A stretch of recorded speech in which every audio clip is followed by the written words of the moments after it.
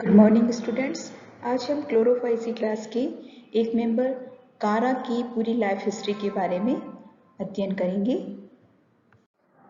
कारा की systematic position इस प्रकार है: division Thallophyta, subdivision algae, class Chlorophyceae, order Charales, family Characeae, genus Chara. अब हम बात करते हैं कि इसका अक्रेंस कहाँ पर पाया जाता है। तो जितने भी स्लो रनिंग वाटर होते हैं, स्वच्छ स्लो रनिंग वाटर या शैलो वाटर है, वहाँ की मिट्टी पर सबमर्ज्ड कंडीशन में कारा पाया जाता है। कारा की कोई भी स्पीशीज समुद्र में नहीं पाई जाती, मतलब कि कोई भी स्पीशीज समुद्री स्पीशीज नहीं होती है कारा की। कारा फ्रेगिलिस जो कि कारा की एक स्पीशीज है, वो गर्म पानी के झरनों में पाई जाती है। कारा एक वर्षीय या बहुवर्षीय भी हो सकता है और अधिकतर जितने भी तालाब हैं या लेक्स हैं, उनके स्वच्छ जल में कारा प्रेजेंट होता है। और इस प्रकार का वाटर, स्वच्छ वाटर, जहाँ पर ऑक्सीजन की मात्रा कम होती है और कैल्शियम की मात्रा ज़्यादा होती है, वहाँ पर कारा की अधिकता होती है। और अगर कारा किसी hot water surface, hot water area में उग रहा है, तो वहाँ पर जो कैल्शियम होगा उसका डिपोजिशन कारा के प्लांट में हो जाता है। इसी कारण कारा की जो आउटर सरफेस होती है, यानी कि आउटर वॉल लेयर पर बहुत सारा कैल्शियम कार्बोनेट का डिपोजिशन हो जाता है, निक्षेपण हो जाता है, जिससे कि कारा की सरफेस पर्पटीमय दिखाई देती है। इंडिया में कारा की 21 स्पीशीज ज्ञात हैं। प्लांट थैलस मैक्रोस्कोपिक होता है, मतलब कि आप नेकेड आइज से भी कारा के प्लांट को देख सकते हैं और ये बहुत अधिक वेल ब्रांच्ड होता है, बहुत अधिक शाखित प्लांट होता है।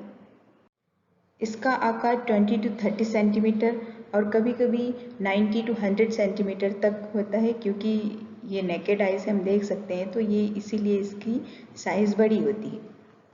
Plant main axis, branches, rhizoids में डिवाइड होता है और एक टेरिडोफाइट पाया जाता है जिसे इक्विसिटम कहते हैं। तो कारा का जो प्लांट है या कारा जो एल्गी है, वो इक्विसिटम के समान समानता प्रदर्शित करती है इक्विसिटम से, इसीलिए इसे हम एक्वेटिक हॉर्सटेल कहते हैं। इक्विसिटम को हॉर्सटेल कहा जाता है और कारा को एक्वेटिक हॉर्सटेल या जलीय हॉर्सटेल कहा जाता है। स्लाइड में आप कारा के प्लांट को देख पा रहे होंगे कि इसमें कैसे ब्रांचेस, बहुत वेल ब्रांच्ड प्लांट है ये, और इसके साथ ही इसमें स्टेम है और राइजोइड्स निकले हुए हैं। एक्सिस जो है, मेन एक्सिस, और राइजोइड्स बहुत सारे नीचे निकले हुए हैं। अब हम बात करते हैं कि राइजोइड्स का मुख्य कार्य क्या है। तो राइजोइड्स का मुख्य कार्य क्या है? मेन एक्सिस को सबस्ट्रेट से, आधार से चिपका के रखना और बॉटम से जो भी मिनरल्स हैं उनको एब्जॉर्ब करना प्लांट के लिए। वेजिटेटिव रिप्रोडक्शन के लिए राइजोइड्स में बहुत सारी प्रकलिका या बल्बिल बनती है, जो कि प्लांट से अलग होकर के एक न्यू प्लांट के रूप में ग्रो कर सकती है। तो वेजिटेटिव रिप्रोडक्शन का भी कारण होता है राइजोइड्स। और कभी कभी राइजोइड्स में सेकेंडरी प्रोटोनीमा बनते हैं, जो कि चिरकालिता यानी कि आगे जा कर के वो फिर से एक नए प्लांट को डेवलप कर सकता है। कारा का मेन एक्सिस इरेक्ट ऊर्ध्व कंडीशन में होता है और जो मेन एक्सिस है वो जॉइंटेड दिखाई देती है, क्योंकि मेन एक्सिस पर्व और पर्व संधि में डिवाइड होती है। पर्व यानी कि इंटरनोड और पर्व संधि यानी कि नोड। इंटरनोड या पर्व एक लंबी बेलनाकार कोशिका से निर्मित होता है और कुछ स्पीशीज में ये जो सेल है वो थिक आवरण से कवर रहती है, जिसे हम वलकुट कहते हैं। नोड की कोशिका भी छोटी और पॉलीगोनल शेप की होती है। इसकी स्ट्रक्चर बहुत कॉम्प्लेक्स होता है। कारा के मेन एक्सिस पर निम्न प्रकार की ब्रांचेस पाई जाती हैं या निम्न स्ट्रक्चर्स पाए जाते हैं। पहला स्ट्रक्चर है सीमित वृद्धि की शाखाएं या उपशाखाएं, जिन्हें हम ब्रांचेस ऑफ लिमिटेड ग्रोथ कहते हैं। सेकंड, असीमित वृद्धि की शाखाएं या branches of unlimited growth. Third, अनुपर्णक या stipulodes. And fourth one is वल्कुट या कॉर्टेक्स। ब्रांचलेट्स और ब्रांचेस ऑफ लिमिटेड ग्रोथ, जिन्हें हम उपशाखाएं या सीमित वृद्धि की शाखाएं कहते हैं, इन्हें लीफ या प्राइमरी लेटरल्स भी कहा जाता है। किन्हें? लिमिटेड ग्रोथ ब्रांचेस जो होंगी उनको हम लीफ या प्राइमरी लेटरल्स भी कहते हैं। इस प्रकार की जो शाखाएं होंगी उनकी जो एपिकल सेल है वो सेल कुछ समय तक ग्रोथ करती है और उसके बाद में एपिकल सेल में ग्रोथ बंद हो जाती है, जिससे कि इनकी जो वृद्धि होती है वो लिमिटेड ही रह पाती है। लिमिटेड ग्रोथ की ब्रांचेस पर क्या क्या संरचनाएं पाई जाती है? पहला है, मुख्य अक्ष के प्रत्येक पर्व संधि पर उप शाखाओं का एक सर्कल या चक्र निर्मित होता है। प्रत्येक उपशाखा में जाति विशेष के अनुरूप पर्व व पर्व संधि की निश्चित संख्या होती है। उपशाखा की पर्व संधि पर एक कोशिकीय शूल समान सेकेंडरी लेटरल्स पाए जाते हैं।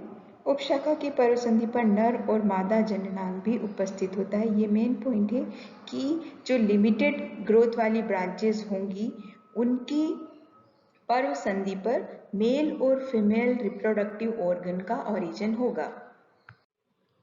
अब बात करते हैं असीमित वृद्धि की शाखाएं या ब्रांचेस ऑफ अनलिमिटेड ग्रोथ। इस प्रकार की जो ब्रांच होगी उन्हें हम लॉन्ग लैटरल्स या एक्सिलरी ब्रांचेस भी कहते हैं।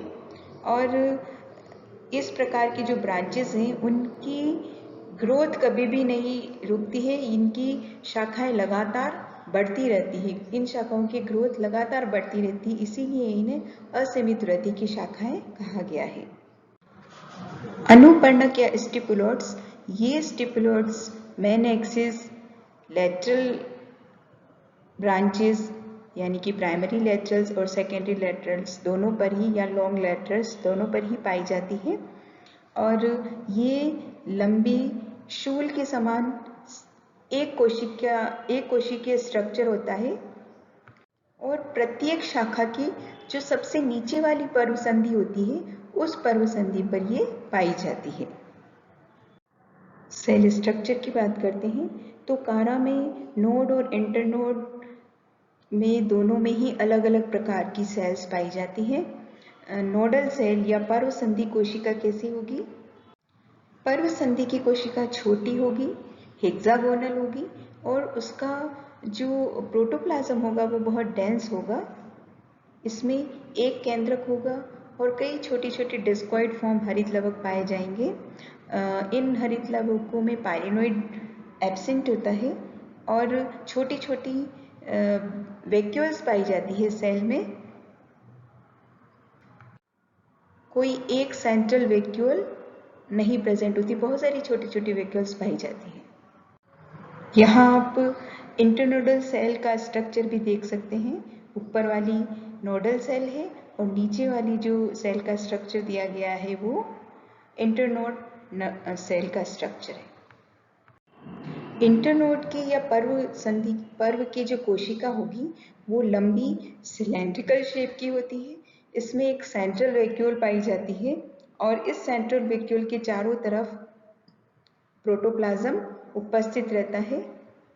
ये प्रोटोप्लाज्म दो पार्ट में डिवाइड रहता है, एक्सोप्लाज्मा और एंडोप्लाज्मा। एक्सोप्लाज्मा या बाह्य गाढ़ा जीवद्रव्य, एक्सोप्लाज्मा जो प्लाज्मा झिल्ली है उसके संपर्क में रहता है और इसमें पार्शली हरित लवक जो हैं वो धसे रहते हैं अंदर की तरफ और पाइरिनोइड प्रेजेंट होता है। इसके साथ ही इसमें केंद्रक जो होते हैं वो कभी कभी केंद्रक भी प्रेजेंट हो सकते हैं। बहुत सारा स्टार्च की फॉर्म में स्टोरेज फूड मटेरियल पाया जाता है। एंडोप्लाज्मा जो कि इनर पार्ट होता है प्लाज्मा का, जो और ये जो प्लाज्मा है वो गतिमान होता है, मोटाइल मोशन करता रहता है। इस एंडोप्लाज्मा जो होता है वो हमेशा, और ये इनर जो सेंटर वैक्यूल है उस वैक्यूल के कांटेक्ट में रहता है। कारा की सेल सेल्यूलोज से बनती है और सेल्यूलोज होमोजेनस मैट्रिक्स के रूप में अरेंज्ड रहता है। इसके केमिकल कॉम्पोजिशन की, सेल्यूलोज के केमिकल कॉम्पोजिशन की बात करें तो सेल्यूलोज 39% होता है और 28% पैक्टिक सब्सटेंस पाया जाता है, हेमीसेल्यूलोज 13%, प्रोटीन 11% और अदर लिग्निन लाइक प्रोडक्ट जो होते हैं वो 9% तक सेल वॉल में प्रेजेंट होते हैं। जो एंडोप्लाज्मा होता है वो लगातार घूमता रहता है, तो इस प्रकार का जो एक्शन होता है उसे साइक्लोसिस कहा जाता है, जीव द्रव्य भ्रमण। ठीक है, तो कभी भी शॉर्ट नोट आ सकता है। साइक्लोसिस क्या है?